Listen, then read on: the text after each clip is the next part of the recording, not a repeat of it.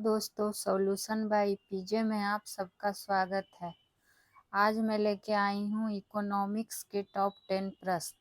तो चलिए स्टार्ट करते हैं। इकोनॉमिक्स का टॉप 10 प्रश्न क्या है आज देखते हैं। तो जब बात आई है इकोनॉमिक्स की, तो इकोनॉमिक्स मतलब क्या होता है, यहाँ पर एक हल्की सी जानकारी आपको दे दूँ कि इकोनॉमिक्स का मतलब तो जानते ही हैं कि अर्थशास्त्र होता है। इसका हिंदी क्या होता है? अर्थशास्त्र, जो किस रूप में प्रयुक्त होता है? तो सब्जेक्ट के रूप में, यानी कि विषय के रूप में। नहीं कहते हैं कि तुम्हारा कौन सा ऑनर्स है, तो मेरा इकोनॉमिक्स ऑनर्स है। तो इकोनॉमिक्स अर्थशास्त्र होता है जो कि सब्जेक्ट के रूप में प्रयोग होता है। लेकिन इकोनॉमिक किससे बना हुआ है? तो इकोनॉमिक्स से बना है। किससे बना है? इकोनॉमिक्स से। तो इसका अर्थ क्या हो जाता है? इसका अर्थ हो जाता है आर्थिक, यानी कि आर्थिक चीज़ों का अध्ययन ही क्या कहलाता है, या धन का अध्ययन क्या कहलाता है? तो इकोनॉमिक्स कहलाता है। लेकिन यही कह देता है इकोनॉमी, तब क्या हो जाता है? अर्थव्यवस्था। मतलब कि इसके में क्या व्यवस्था है, तो इसको सिस्टम भी बोल सकते हैं। बस अर्थ बता दीजिए कि तीनों में एक एक मीनिंग, दो दो मीनिंग का डिफरेंस में कितना अंतर हो जाता है। और यहाँ पूछा क्या है कि अर्थशास्त्र के जनक किसे कहा जाता है? तो अर्थशास्त्र के जनक कहा जाता है किन्हें? तो एडम स्मिथ को कहा जाता है। एडम स्मिथ कहाँ के निवासी थे? ये काफ़ी बार पूछा गया है। तो ये थे कहाँ के निवासी? स्कॉटलैंड के। ये ध्यान रखना। इनकी एक पुस्तक आई थी, the wealth of nation. The wealth of nation, ये किताब भी काफ़ी बार पूछा गया। और प्रकाशन कब था इसका? तो 1776 में। और इसी किताब में इन्होंने क्या वर्णन किया है? इकोनॉमिक्स का वर्णन किया है। तो ये ध्यान रखना है। चलिए बढ़ते हैं अगले क्वेश्चन की ओर। साधन के आधार पर अर्थव्यवस्था को कितने क्षेत्र में बांटा गया है? यानी कि साधन के आधार पर यहाँ पूछ रहा है, तो यहाँ 3 भाग में बांटा गया है। तो कौन कौन बांटा गया है? तो एक हुआ कि प्राथमिक, एक द्वितीयक और एक तृतीयक। ठीक है। तो प्राथमिक में क्या आ जाता है? तो प्राथमिक में आ जाता है जिसमें कि कच्चा माल का प्राप्ति होता है, मतलब कि कच्चे माल की वस्तु की प्राप्ति होती है, उस प्राथमिक के अंतर्गत आता है। जैसे एग्जाम्पल के रूप में आपको पूछ लिया जाएगा, जैसे कि हो गया कृषि, पशुपालन, मत्स्य। तो ये सब क्या हो जाएगा? आपका हो जाएगा प्राथमिक क्षेत्र के अंतर्गत। मतलब मेनली आपको एग्जाम्पल के रूप में ही पूछ लिया जाता है। वही द्वितीय क्षेत्र क्या हो जाएगा कि वही जब कच्चा माल को आप क्या करिएगा, प्रयोग करके पका लीजिएगा, पक्का माल की प्राप्ति। मतलब इस सेंस में आप याद रख सकते हैं। तब जैसे एग्जाम्पल में क्या क्या हो सकता है? उद्योग वगैरह हो जाता है। जैसे कि वहाँ कृषि था, यहाँ की उद्योग में क्या हो जाएगा? जूट उद्योग हो जाएगा, या गैस उद्योग हो जाएगा। उद्योग फैक्ट्री वगैरह संबंधित हो जाएगा इसमें। बात करते तृतीयक में, सबसे ज़्यादा इसी का योगदान है, जिसको सेवा क्षेत्र भी कहा जाता है। जीडीपी में सबसे ज़्यादा योगदान किसका रहता है? तृतीयक क्षेत्र का ही ध्यान रखना है। और सेवा क्षेत्र में जैसे क्या हो गया कि बैंकिंग हो जाएगा, आपका शिक्षा हो जाएगा, स्वास्थ्य हो जाएगा। आप एग्जाम्पल्स पूछेगा तो पकड़ लीजिएगा कि कौन सा होगा। लेकिन तृतीयक है जो सेवा क्षेत्र है, जिसका जीडीपी में काफ़ी सबसे ज़्यादा योगदान होता है, ये ध्यान रखना है। बढ़ते हैं अगले क्वेश्चन की ओर। राष्ट्रीय आय की गणना का पहला प्रयास किसने किया था? तो पहला पूछ रहा है, तो पहला किसने किया था? तो दादा भाई नौरोजी जी ने किए थे। और ये भी पूछ देता है कि कितने रुपये प्रति व्यक्ति आय किए थे जो पहला किए थे? तो ये किए थे 20 रुपये प्रति व्यक्ति आय। और इनका एक क्या बोलता है बुक था, जो काफ़ी इसी धन का निष्कासन का सिद्धांत वगैरह उसमें दिया गया था। तो क्या था? उस बुक का नाम पूछ लिया जाता है। तो poverty and un British rule in India. इसका प्रकाशन कब हुआ था? तो 1868 में। ये भी ध्यान रखना। ये छोटी छोटी बातें हैं जो बहुत बार पूछी गई हैं, तो इसको ध्यान रखना है। बात करते हैं कि पीसी महालनोबिस ने कितने रुपये का ये किया था। ये भी कभी कभी पूछता है, लेकिन जानकारी के लिए रख लीजिए कि 225 रुपये प्रति व्यक्ति आए इन्होंने बताया था वैज्ञानिक तरीके से। ठीक है, बढ़ते हैं अब अगले क्वेश्चन की ओर। सर्वोदय योजना का गठन कब हुआ था? तो सबसे पहले जानते हैं कि सर्वोदय योजना का गठन किसने किया था। तो ये जयप्रकाश नारायण ने किया था। जयप्रकाश नारायण जी ने किया था। और कब किया था? तो 1950 में किया था। ये सब आर्थिक नियोजन के अंतर्गत योजना का क्या हुआ था? गठन हुआ था। उसमें एक योजना हुआ था, कौन सा? गांधीवाद योजना, जो कि 1944 में हुई थी, गांधीवाद योजना। और इसके कौन थे? ये इनका नाम पूछ लिया जाता है, स्थापना करने वाले। तो गांधीवाद योजना के थे मन्ना प्रसाद अग्रवाल। कौन अग्रवाल? मन्ना प्रसाद अग्रवाल। उसी तरह 1945 में आया था जन योजना। सब आर्थिक नियोजन के अंतर्गत ये सब योजना लागू हुआ था। तो जन योजना कब आया? 1945 में। और इसके कौन थे? तो एम.एन. रॉय थे जो गठन किए थे। ये सबसे ज़्यादा देखिए पूछा गया है। एक सर्वोदय योजना इसमें, और एक 1938 से संबंधित क्या पूछ लिया जाता है कि राष्ट्रीय नियोजन समिति का गठन कब हुआ था? राष्ट्रीय नियोजन समिति का गठन कब हुआ था? तो 1938 में। और इसके अध्यक्ष कौन थे? तो जवाहरलाल नेहरू। कौन? जवाहरलाल नेहरू। ये काफ़ी बार पूछा गया है, रिपीटेड बहुत बार है, तो ध्यान रखना। बढ़ते हैं अगले क्वेश्चन की ओर। बैंकों का बैंक किसे कहा जाता है? तो बैंकों का बैंक किसे कहा जाता है? आरबीआई को पता है। आरबीआई से कुछ जानकारी ले लेते हैं। तो इसका स्थापना कब हुआ था? आरबीआई बैंक का स्थापना हुआ था 1 अप्रैल 1935 को। और इसका राष्ट्रीयकरण भी पूछ लिया जाता है कि राष्ट्रीयकरण का डेट भी बताइए। तो राष्ट्रीयकरण कब हुआ था? तो 1 जनवरी 1949 को। और इसको भारत का केंद्रीय बैंक भी कहा जाता है। ये भी ध्यान रखना है कि भारत का केंद्रीय बैंक किसे कहा जाता है? तो आरबीआई को। और इसका वर्तमान गवर्नर कौन है? अभी आरबीआई का वर्तमान गवर्नर तो कौन है? शक्तिकांत दास जी। शक्तिकांत दास जी। चलिए बढ़ते हैं अगले क्वेश्चन की ओर।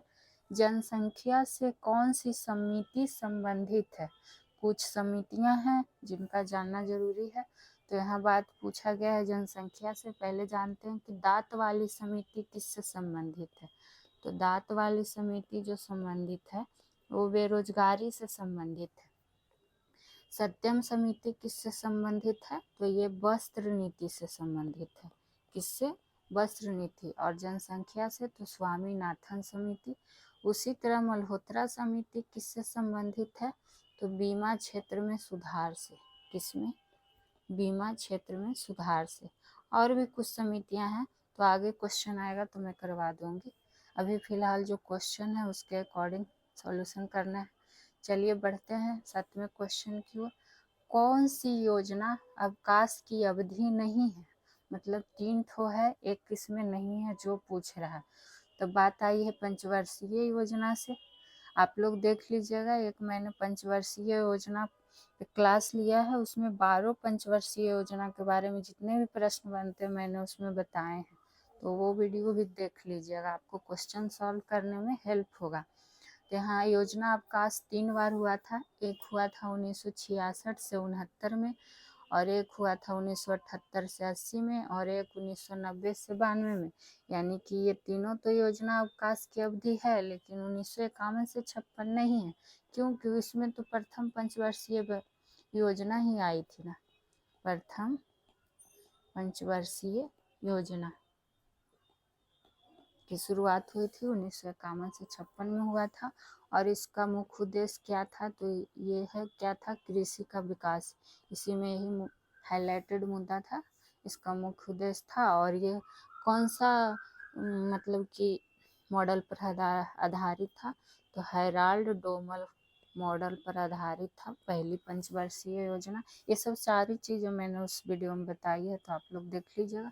और 1978 के 80 योजना विकास को एक नाम दिया गया था, तो क्या नाम दिया गया था? अनवरत योजना। कौन सा योजना? अनवरत योजना। इसी को रोलिंग प्लान भी कहा गया है, रोलिंग प्लान भी कहा गया, ये भी ध्यान रखना। और इसका प्रतिपादन कौन किए थे, ये भी पूछ लिया जाता है। तो प्रतिपादन कौन किए थे? तो गुरनार मिर्डल। कौन मिर्डल? गुरनार मिर्डल। इतना सारा पॉइंट इसमें आपको ध्यान रखना पड़ेगा। चलिए बढ़ते हैं अगले क्वेश्चन की ओर। भारत में सर्वप्रथम सोना का सिक्का किसने जारी किया?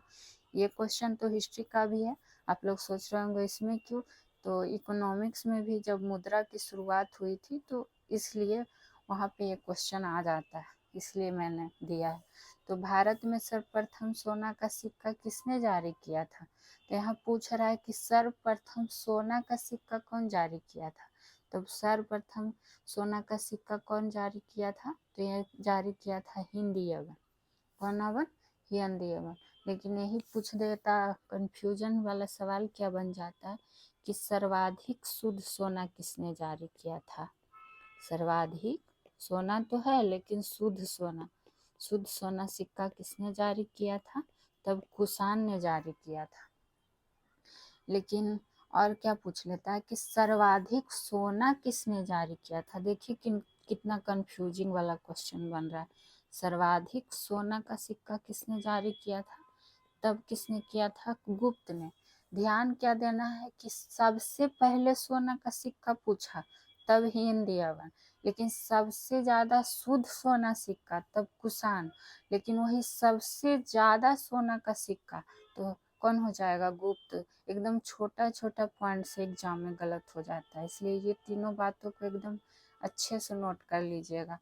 और भारत में सिक्कों को रुपये के नाम से कौन चलाया था? तो शेर शाह सूरी चलाया था। क्या किया था? भारत में सिक्कों को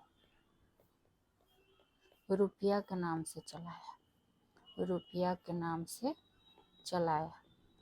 ये भी ध्यान रख लीजिएगा, खासकर ये तीनों पॉइंट जरूर ध्यान रखिएगा। बढ़ते हैं 9वें क्वेश्चन की ओर। नीति आयोग के वर्तमान अध्यक्ष कौन है? तो अध्यक्ष कौन होते हैं? तो प्रधानमंत्री होते हैं। और कौन है अभी प्रधानमंत्री वर्तमान में? तो नरेंद्र मोदी जी हैं। और नीति आयोग किसका ही नाम बदल के किया गया है? तो योजना आयोग का। और नीति आयोग का गठन कब हुआ, ये भी पूछ लिया जाता है। तो 1 जनवरी 1917 को इसका क्या हुआ है? गठन हुआ है। नीति आयोग का देखिए आपको कहीं कहीं पे फुल फॉर्म दे देगा और पूछेगा इसमें कौन सा सही है, तो याद रहेगा तब ना। तो इसका फुल फॉर्म क्या हो जाता है? National institution for transforming India, ये हो जाता है इसका क्या? Full form. बात करते हैं वर्तमान अध्यक्ष पूछा तब तो हो गया नरेंद्र मोदी जी, लेकिन उपाध्यक्ष पूछेगा तब कौन हो जाएंगे? तो उपाध्यक्ष हो जाएंगे सुमन के बेरी। लेकिन नीति आयोग के प्रथम उपाध्यक्ष कौन थे? तब होंगे अरविंद पनगढ़िया। ये भी ध्यान रखिएगा कि प्रथम उपाध्यक्ष पूछेगा तो कौन थे? अरविंद पनगढ़िया। चलिए बढ़ते हैं लास्ट क्वेश्चन 10वें क्वेश्चन की ओर। भारत में किस प्रकार के सबसे ज़्यादा मतलब किस जोत के किसान पाए जाते हैं सबसे ज़्यादा? तो 3 जोत होते हैं, एक लघु जोत किसान, एक सीमांत जोत किसान और एक बृहत जोत किसान। लेकिन सबसे ज़्यादा किस जोत के किसान पाए जाते हैं तो भारत में? तो ये सीमांत जोत के किसान पाए जाते हैं। तो जानते हैं कि लघु जोत किसान कौन से आएंगे? तो देखिए लघु जोत किसान कौन से आते हैं? जिनके पास क्या होता है, मतलब समझ लीजिए कि जिस किसान के पास कितना हो, 1 हेक्टेयर से मतलब 1 हेक्टेयर से भी कम भूमि हो, 1 हेक्टेयर से कम भूमि, 1 हेक्टेयर का मतलब 10,000 वर्ग मीटर। और सीमांत जोत किसान में क्या है कि 1 हेक्टेयर से 4 हेक्टेयर के बीच, 4 हेक्टेयर के बीच। तो वो क्या हो जाएंगे, सीमांत जोत।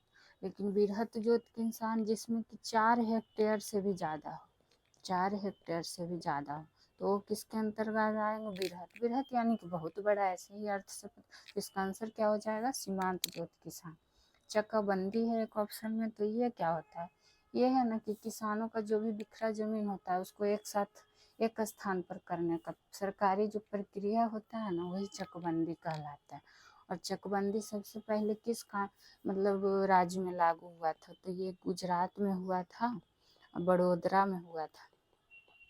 बड़ोदरा में कब हुआ था, तो 1920 में। भारत में सर्वप्रथम पूछ लेगा कि चकबंदी कानून कहाँ लागू हुआ था, तो बड़ोदरा गुजरात में। और कब हुआ, तो 1920 में। तो कैसा लगा आज का टॉप 10 प्रश्न इकोनॉमिक्स का, बताइएगा ज़रूर। ऐसे ही आपको टॉप 10 प्रश्न हर सेशन में मिलते रहेंगे। को आप किसी भी एग्ज़ाम की तैयारी कर रहे हैं उसमें आपके लिए हेल्पफुल होगा, तो मेरे चैनल से जुड़िएगा ज़रूर। तो चैनल को सब्सक्राइब कीजिए, लाइक कीजिए, शेयर कीजिए। फिर मिलेंगे नेक्स्ट वीडियो में नेक्स्ट विषय में टॉप 10 प्रश्नों के साथ। Thank you.